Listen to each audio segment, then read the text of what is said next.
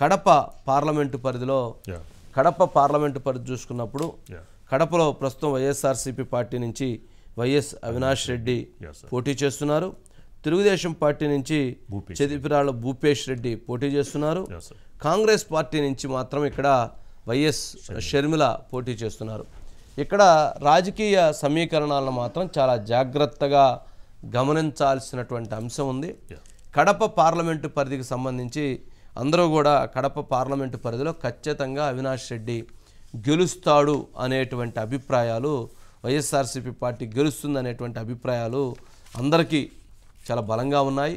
కానీ గ్రౌండ్లో ఉన్నటువంటి పరిస్థితులను కనుక గమనించినప్పుడు అనేక మంది యొక్క రిపోర్ట్స్ని మనం గమనించినప్పుడు చాలా విభిన్నంగా అక్కడ ఉన్నటువంటి పరిస్థితులు కనపడుతూ ఉన్నాయి. కడప పార్లమెంటు పరిధిలో కనుక మనం చూస్తే గతంలో వైఎస్ఆర్సీపీ పార్టీకి వైఎస్ అవినాష్ రెడ్డికి 7,83,000 ఓట్లు వచ్చాయి. తెలుగుదేశం పార్టీకి 4,02,823 ఓట్లు వచ్చాయి. అంటే ఆదినారాయణ రెడ్డి అక్కడి నుంచి కంటెస్ట్ చేశారు. అంటే 3,80,000 ఓట్లు, 3,80,000 ఓట్లు మెజారిటీ, 3,80,000 ఓట్లు మెజారిటీతో ఆ రోజు ఆయన భారీ మెజారిటీతో కంటెస్ట్ చేశారు. అయితే ఇక్కడే రాజకీయ సమీకరణాలని మనం గమనించాల్సిన అవసరం ఉంది.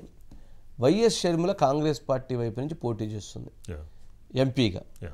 మరి రాజశేఖర్ రెడ్డి గారి లెగసీ కానీ, అదేవిధంగా కాంగ్రెస్ పార్టీ గతంలో ఉన్నటువంటి కొంత వ్యతిరేకత కానీ, ఆ ఓటు కాంగ్రెస్ ఓటు కానీ వైఎస్ఆర్ ఓటు, అట్లాగే ఎవరైతే వైఎస్ వివేకానందరెడ్డి హత్య ప్రభావం ఈసారి చాలా చాలా సీరియస్గా ఆ ఎన్నికలలో ఆ ప్రాంతంలో పనిచేయబోతున్న పరిస్థితి. వైఎస్ అవినాష్ రెడ్డి గెలుపు స్పష్టంగా గతంలో ఉంది, ఇప్పుడు కూడా కనపడుతూ ఉంది వైఎస్ అవినాష్ రెడ్డి గెలుపు. కానీ వైఎస్ షర్మిల గనక 1,50,000 ఓట్లని గనక 1,50,000 ఓట్లను గనక వైఎస్ షర్మిల చేల్చగలిగితే వైఎస్ అవినాష్ రెడ్డి ఓడిపోతాడు, భూపేష్ రెడ్డి గెలుస్తాడు.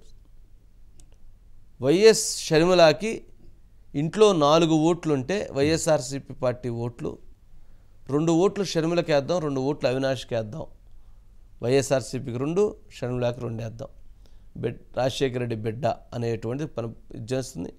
ఎవరైతే వైఎస్ వివేకానందరెడ్డి హత్యని తీవ్రంగా విభేదిస్తున్నారో వాళ్ళు 4 ఓట్లు కూడా షర్మిలకే వేద్దాం అనేటువంటి దాని మీదకి రావటం జరిగింది.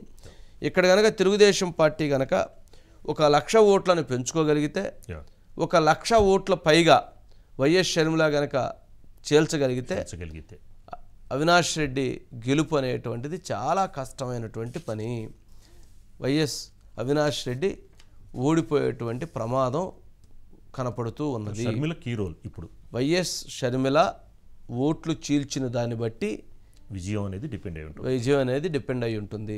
చాలా టైట్ ఫైట్లో ప్రస్తుతం కడప పార్లమెంటు కనపడుతూ ఉంది. అక్కడ ఉన్నటువంటి కడప పార్లమెంట్లో ఉన్నటువంటి అసెంబ్లీ సెగ్మెంట్స్ కూడా కొంత 2 నుంచి 3 స్థానాలు తెలుగుదేశం పార్టీకి అనుకూలంగా ఉండటంతో కొన్ని అక్కడ ఆ సమీకరణాలు కూడా పార్లమెంట్ స్థానం మీద ఎఫెక్ట్ మారిపోతుంది. ఇక మీరు అన్నట్టు షర్మిల అనేది మెయిన్. షర్మిల ఓటు చీల్చిన దాన్ని బట్టి అవినాష్ రెడ్డి గెలుపు ఓటములు ఉన్నాయి. అవినాష్ రెడ్డి గెలవటం అనేటువంటిది చాలా కష్టమైనటువంటి పని. గతంలో 3,80,000 ఓట్లు అంటే భారీ మెజారిటీ వచ్చినటువంటి అవినాష్ ఈసారి గెలుపు అనేటువంటిది చాలా టఫ్ బార్డర్లో ఉన్నాడు. ఇక